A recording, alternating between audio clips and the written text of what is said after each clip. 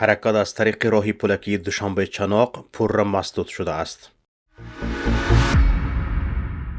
شاهین سعیدزاده پسر نوریدین سعید برای دزدی قلابی در ساحه معارف بازپرسی شد. در بیبرقی از رسش کوتاه ناقل برق بازار مرکزی ناحیه 5 به دم آتش رفت.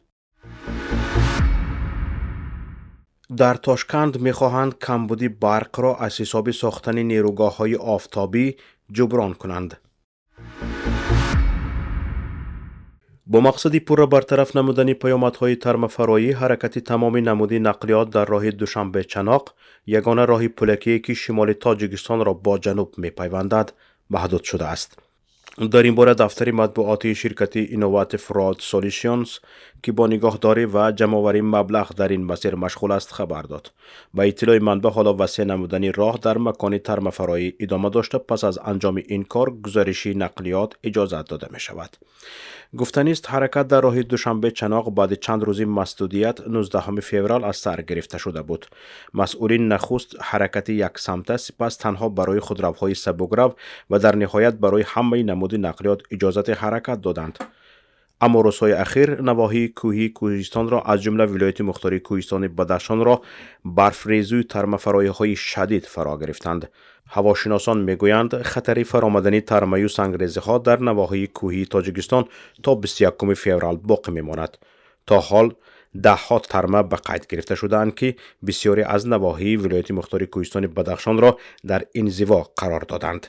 برق در برخی از منطقه های ولایت مختار کوهستان بدخشان قطع شده، علاقه مابلی نیز در برخی از منطقه های ولایت دست نارس می باشند.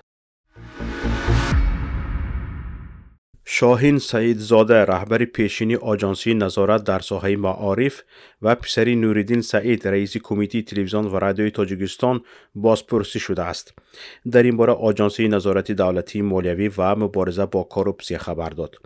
در گذشته برخی از رسانه‌ها نوشته بودند که شاهین سعیدزاده برای بودن مبلغ‌ها و سوء استفاده از مقام گمان بر می شود. نصرالدین نظامزاده سردار ریاست تفتیشات آژانسی نظارت دولتی مالیوی و مبارزه با کورپسی روز 17 فوریه در نشست مطبوعاتی به خبرنگاران گفت که نسبت سرمحاسب و 2 نفر متخصص پیشبری خزینه دار نیز پرونده جنایتی باز شده است. مبلغ در حجم 1,830,000 سامانی به پررگی برقرار شده و پرونده جنایتی به دادگاه ارسال شده است.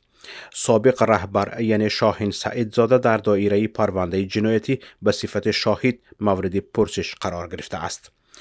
به گفته بنگاه ضد کورپسی خود وی در جنایت‌های نهاد خود دست نداشته است.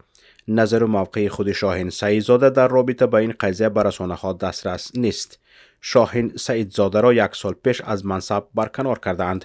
سبب برکناری او را گذاشتن به کار دیگر گفته، ولی درباره منصب نوش خبری ندادند. او 2 سال مدیر آژانسی نظارت در ساحه معارف و علمی نزد پرزیدنت بود، زمانی که پدرش نوریدین سعید وزیر معارف بود. شاهین سعیدزاده 39 ساله پسر نوریدین سعید رئیس کمیته تلویزیون و رادیوی تاجیکستان و وزیر پیشین معارف ختم کرده فاکولته حقوق شناسی دانشگاه ملی تاجیکستان بوده، سال 2016 جایزه به نام اسماعیل سامانی را گرفته است. اسم سعیدزاده سال 2018 در رابطه به قضیه اثر دزدی رسانه‌ای شده بود. پایگاه دیسرنت در روسیه شاهین سعیدزاده را به اثر دزدی متهم کرده بود.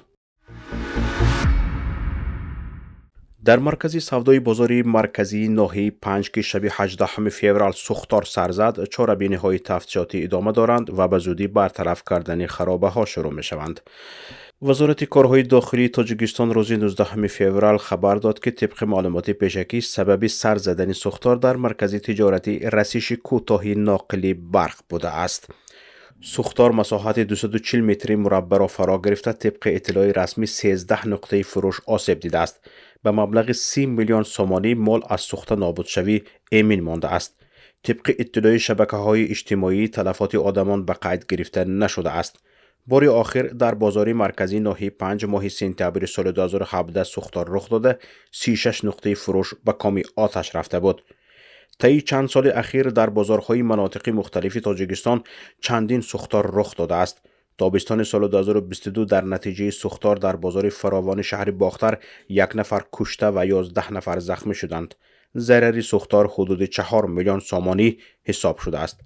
مقامات بارها ادعا کردند که سوختار در بازار بر اثر رعایت نشدن قاعده‌های بی‌خطری سوختار رخ داده است.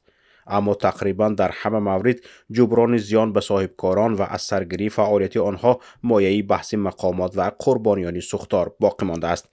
این هم در حالی است که در این شب روزها لیمیت برق جاری است و اکثر وقت در 75% قلمرو تاجیکستان برق نیست.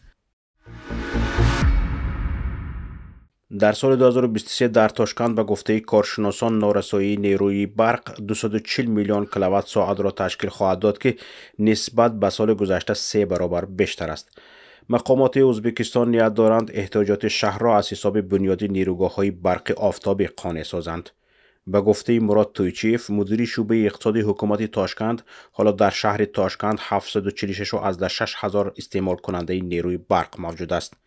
در رابطه با این شهرداری تطبیق چند طرح عظیم را به نقشه گرفته است که امکان می‌دهد که در یک سال 350 میلیون کیلووات ساعت نیروی برق استحصال کرده شود. نصف این را باید نیروگاه آفتابی اقتدارش زیاده از 250 مگاوات تامین نماید که آن را شرکتی امرگک خواهد ساخت. در یک سال باز 175 میلیون کیلووات ساعت قوه الکتر را استانسیه فوتوالکتریکی که شرکتی سینگاپوری انرکون از ساخته است می‌دهد. این طرح همچنین $100 میلیون ارزیابی شده است.